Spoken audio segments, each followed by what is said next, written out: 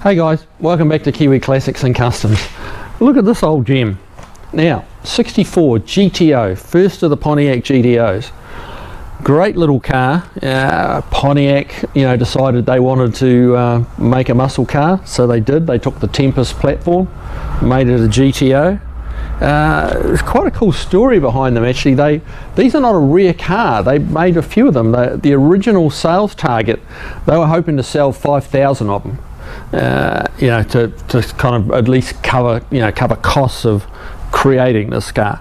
They ended up selling just over 32,000. It was a huge hit. They just rocketed off the showroom floors. The American buyer, the gearheads, they knew a fast car when they saw it. The combination was there. Big cubic inches, 389 cubic inches. You could get them 4-barrel or 3 2-barrels. This one's a 3 2-barrel. And it's a 4-speed. It's a real deal GTO too. We had a quick look at the VIN numbers. So it's a real GTO. It's got the tack in the right place and the 4-speed transmissions. So it's quite a cool old car. Now it is a survivor. It's not been all restored. It's been repainted sometime in its life, probably a while back. If you look at the bit of the clear coats failing in places, like on the trunk, on the horizontal surfaces, but it's a pretty solid car. It's there's a few things that could need a little bit of love, but what it was really in for was for an engine rebuild. The engine had blown a head gasket, or head gaskets. We're not, we didn't dig too deep into that once we checked the oil. We checked the oil and drained it. It had 9 quarts of like milky porridge in it. 9 quarts. So yeah, it was like, okay, it's done.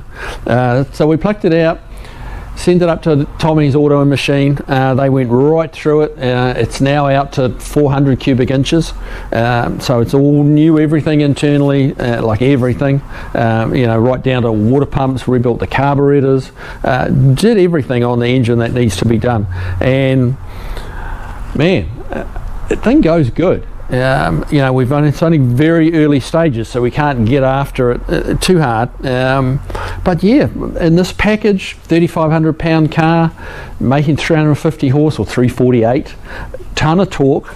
And I tell you what, when those second 2 carburetors, the very front and the very rear open, you can really hear it, and the thing goes. But let's have a quick look under the hood.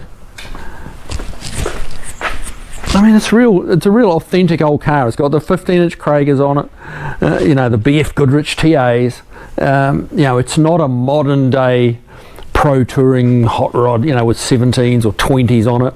It's just a good old fashioned hot rod. So yeah, 1, 2, 3 carburetors, which is kind of cool. Someone's added disc brakes to it. One of the things if you read about these old girls, they didn't have enough brakes. They had Tempest brakes in it, and they weren't really up to the job of like woeing down that 348 horse. But somewhere along the line, someone's upgraded it to disc brakes. They put the power booster on it. It came with power steering. Someone's upgraded it to an aluminum radiator, which I'm guessing the top hose should have been here, but it's over here, and this has been the fix for that. And while I'm not a huge fan of that, it's working. I think at some point possibly it might be nice to actually get the correct radiator for it, and so we don't have to have this kind of not so pretty.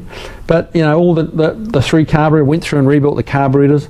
I feel very rare. It's got the 3 original little number tags on the carburetors, which you don't see very often.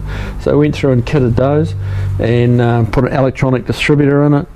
And yeah, it's did a few other little bits and pieces that it just needed to, from being it's been neglected a little bit at some point of its life, so it's on the way back up, which is kind of cool. So really, let's get it out, take it for a drive. We'll show you guys how it goes, and hopefully the audio will pick up the sound of those extra 2 carburetors. They real life, they sound awesome, but hopefully it'll come through on the audio. But let's go find out.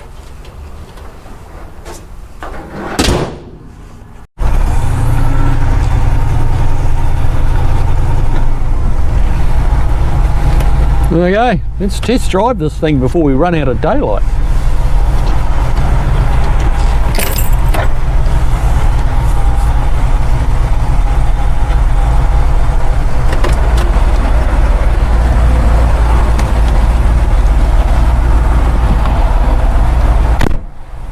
Okay.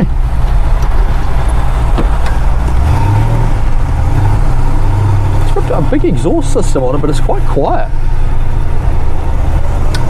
Fairly tall first gear. I think it's a close ratio Muncie.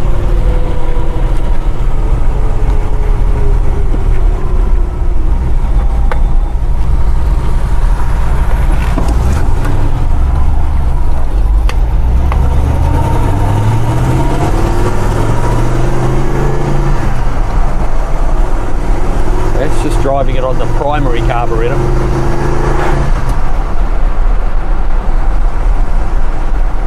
Wind that window up to get a bit of road noise. That's better. Temperature's coming up. Yeah, it's a bit cold and it's a bit grey, but yeah, it is winter. It drives quite nice. It's not rattly and clunky. It's not pulling left or right. It's driving quite smooth.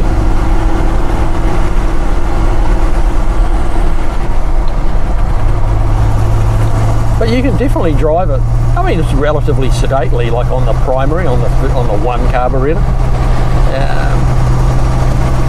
But drop back a little bit. See if you can hear that. Too tall again. Listen to that. Isn't that awesome? Hopefully that comes through. You're hearing that, aren't you, Steve? Yeah, it sounds nice. It's cool. It feels really tight, and you hear what you want to hear, and that's it. Yeah.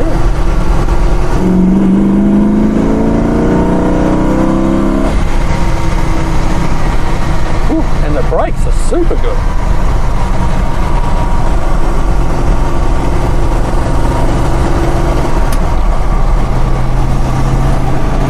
A smooth, nice old car, and it feels compact too. It's not like some of the big battleships we've had in. It does feel like it's gonna be nimble. Ooh, here we go. Busy intersection tonight.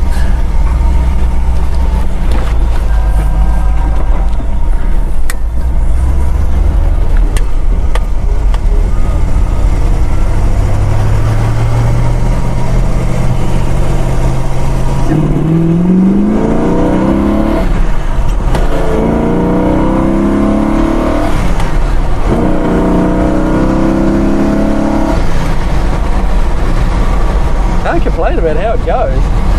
Back in '64, that must have been, yeah, that would have been extremely impressive. No complaints. Goes. That's exactly how you. Great. Goes better than I thought it would. Because 350 horsepower, that was a lot back in the day. 300 horsepower was a lot. 350 was truly a lot. Today, you know, there's V6s making that.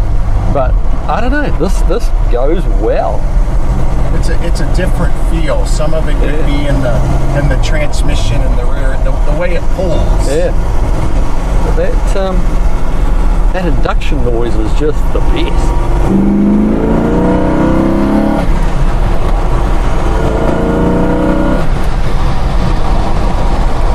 But you drive it on that one centre carburetor and it's very sedate, very nice, just pleasant cruising, you know. And then it's got all that noise when you want it. It's cool. I like it.